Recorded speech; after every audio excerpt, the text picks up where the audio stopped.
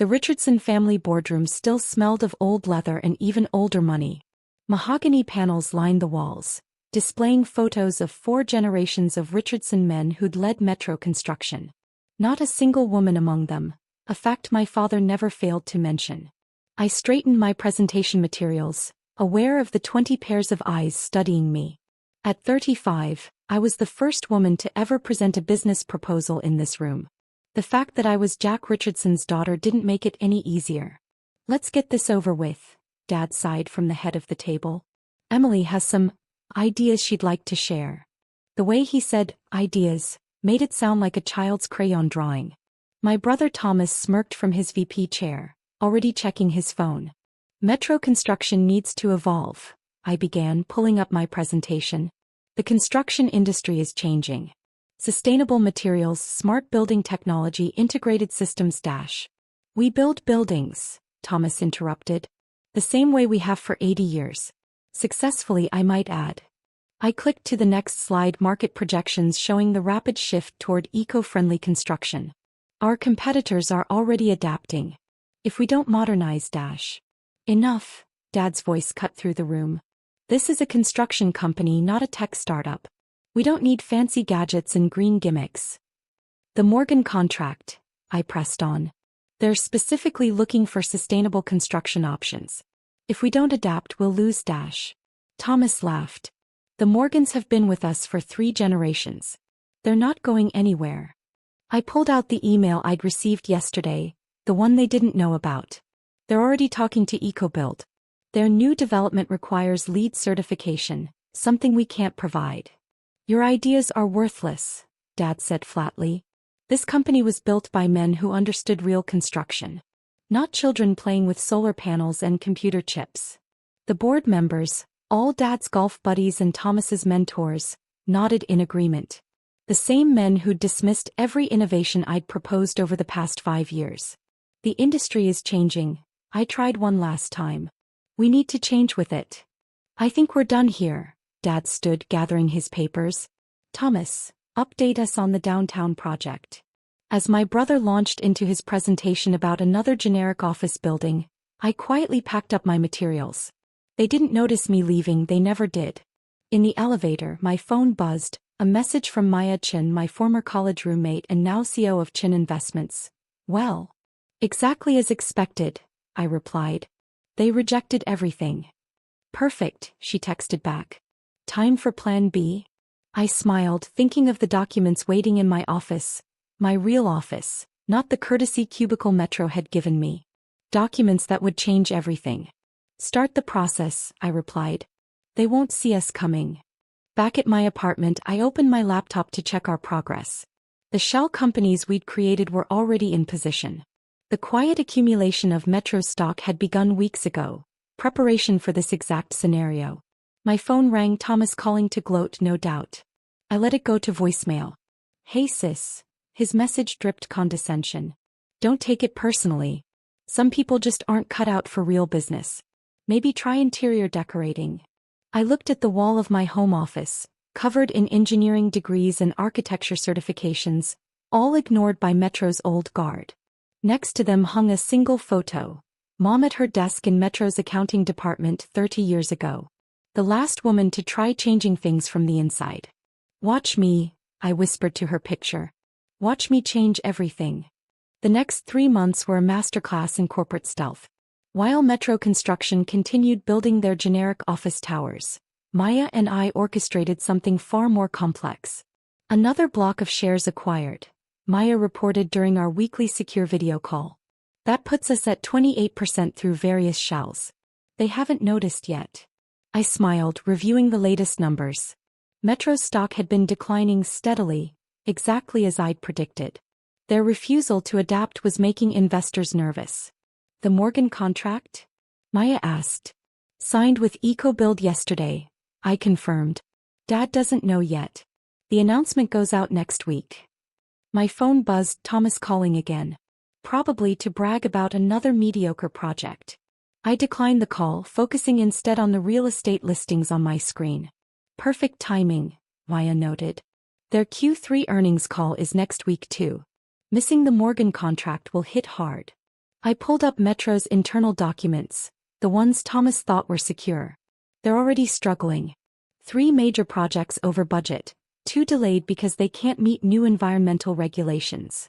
Your father's still refusing modernization? Yesterday he called solar panels a passing fad, I replied, remembering the board meeting where he'd dismissed a $50 million green energy contract. My laptop pinged an alert from our monitoring system. They just lost the Westbrook bid, I announced. Outbid by a company offering smart building integration. Maya's smile widened. Their stock will drop at least 15% on Monday. Perfect time for Phase 2. I opened a secure folder labeled Project Phoenix, named for the mythical bird rising from ashes. Inside were acquisition strategies, restructuring plans, and most importantly, proof of Metro's systematic code violations over the past decade. Start approaching their smaller shareholders, I instructed. Focus on the ones who've been complaining about lack of innovation. Already done, Maya replied. Many are eager to sell. They see what's coming. My phone buzzed again, Dad this time. The Morgan contract news must have leaked. Emily. His voice was gruff when I answered. The family meeting's been moved up. Tomorrow morning. Sorry, Dad. I'm busy tomorrow. This isn't a request. The Morgans are making noise about modern construction methods. Thomas thinks you might have some insights. I thought about my brother, probably panicking as his perfect world started cracking. Can't help. I have meetings all day. With who? He demanded. That little consulting business of yours? If only he knew that my little consulting business was a cover for one of the largest sustainable construction firms on the West Coast. Something like that, I replied vaguely. Good luck with the Morgans. After hanging up, I messaged Maya. They're getting desperate. Time to accelerate. She responded immediately. Chin Investments is ready. 1 word from you and we start the final phase. I looked at Mom's photo again, remembering how they'd pushed her out when she suggested computerizing the accounting system. How she'd warned them that resistance to change would eventually destroy everything they'd built. Do it, I typed. Let's show them what real construction looks like. That evening, as I reviewed the final acquisition strategy, Thomas sent another condescending text. Thanks for nothing with the Morgans. Some sister you are. I forwarded it to Maya with 3 words. Make it hurt. The next morning, Metro's stock opened 18% down. Phase 2 was about to begin and they still didn't see it coming. Sometimes the best construction starts with demolition. The Metro construction lobby buzzed with unusual tension 3 months later. Their stock had plummeted 45%, 4 major clients had jumped ship, and rumors of a hostile takeover filled every corridor. I walked through the familiar space, my heels clicking on the marble floor that had once seemed so impressive. Now it just looked dated like everything else about Metro. Ms. Richardson? The receptionist's eyes widened. I didn't know you were expected. I smiled. I'm not. But I think they'll want to see me. The executive floor was chaos. Board members hurried between offices, their usual arrogance replaced by barely concealed panic. Through the glass walls, I could see Thomas pacing in Dad's office, his perfectly styled hair now disheveled. Emily. Dad looked up as I entered, his face a mixture of surprise and suspicion. This isn't a good time. Actually, I placed my briefcase on his desk. This is exactly the right time. Thomas stopped pacing. What are you doing here? I opened my briefcase, removing a thick folder marked Acquisition Agreement. I'm here to buy Metro Construction. The silence that followed was deafening. This is ridiculous, Thomas finally sputtered. You don't have the resources? I finished, pulling up real-time stock ownership data on Dad's screen. Chin Investments and its partners now control 62% of Metro's shares. Add in the smaller shareholders who've already agreed to sell. Dad's face went pale as he recognized Maya's name. Chin Investments is you? Actually, I smiled. Chin Investments is my partner. Phoenix Sustainable Construction, that's me. Recognition flickered in Thomas's eyes. Phoenix Sustainable, the company that had been winning all the contracts Metro kept losing. The mysterious firm revolutionizing construction with green technology and smart building systems. Impossible, he whispered. Phoenix is worth $2.8 billion as of this morning, I supplied. Amazing what happens when you embrace change instead of fighting it. Dad slumped in his chair looking suddenly old. All this time, while you were laughing at my worthless ideas, I was building something better. Something that actually works in this century. My phone buzzed, Maya sending confirmation that the final shares had been secured. The papers are ready, I said, sliding the folder across Dad's desk. Sign here, your new boss is waiting. New boss? Thomas's voice cracked. You can't seriously. Oh, I'm not going to run Metro, I cut him off. I'm going to dissolve it.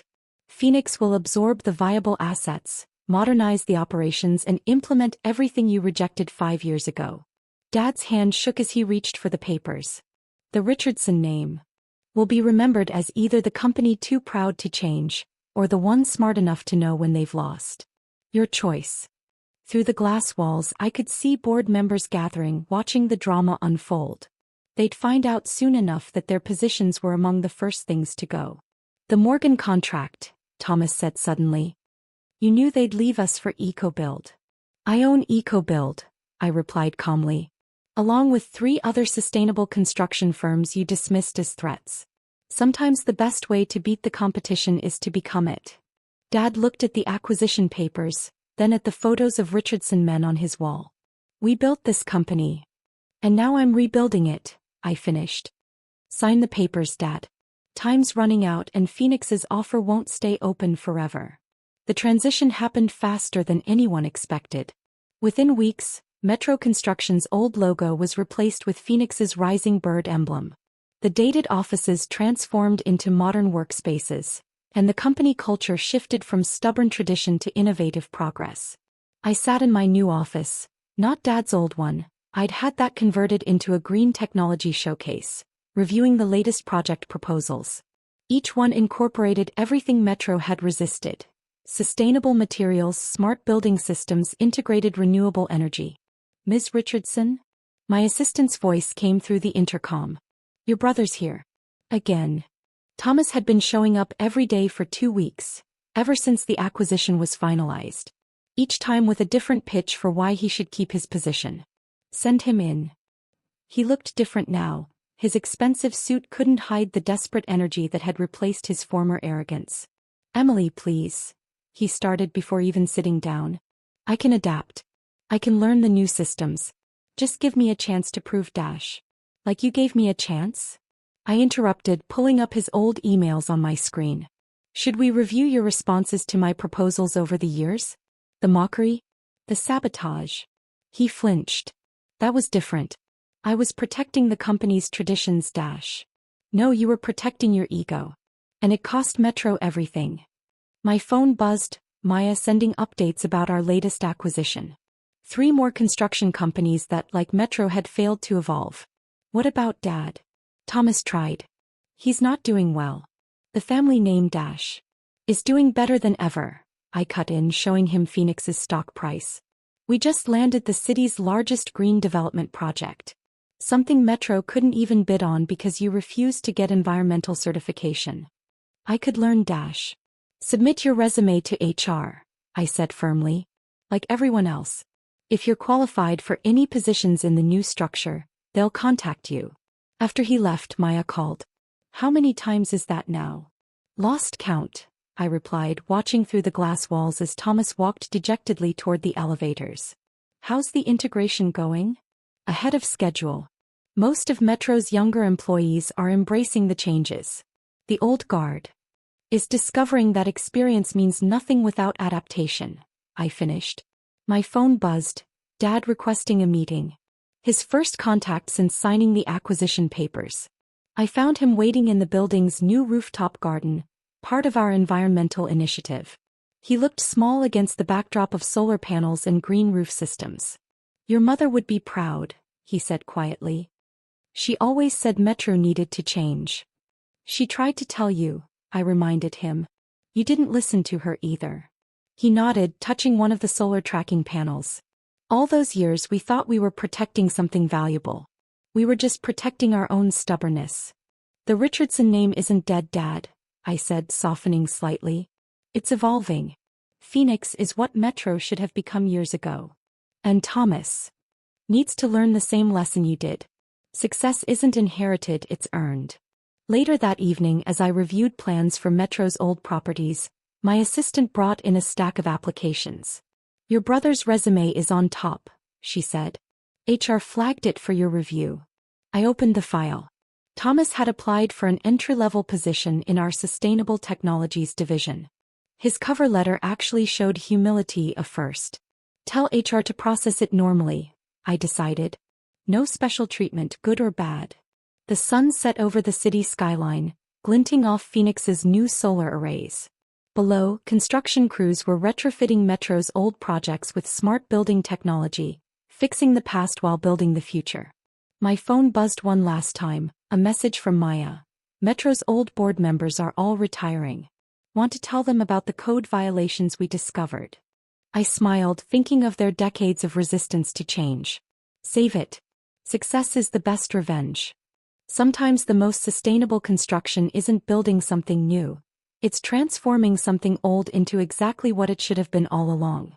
The annual Construction Innovation Awards ceremony felt different this time. Phoenix Sustainable Construction had just been named Company of the Year for revolutionizing the industry. Our green building initiatives had become the new standard.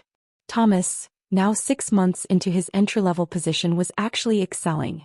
Stripped of his privilege, he'd discovered a genuine talent for sustainable design. Dad had found his place too, mentoring young engineers about blending traditional construction knowledge with modern innovation. The old Metro building was unrecognizable, a showcase of everything they'd once rejected. Solar panels crowned the roof, smart systems controlled every function, and a vertical garden climbed its walls. It stood as a testament to change, adaptation, and the power of worthless ideas. Last week, a reporter asked what drove Phoenix's success. Sometimes, I replied, rejection is just motivation in disguise. The best revenge isn't proving them wrong, it's proving yourself right. The Richardson name still stood for construction excellence, but now it meant something more: the courage to demolish the past and build a better future.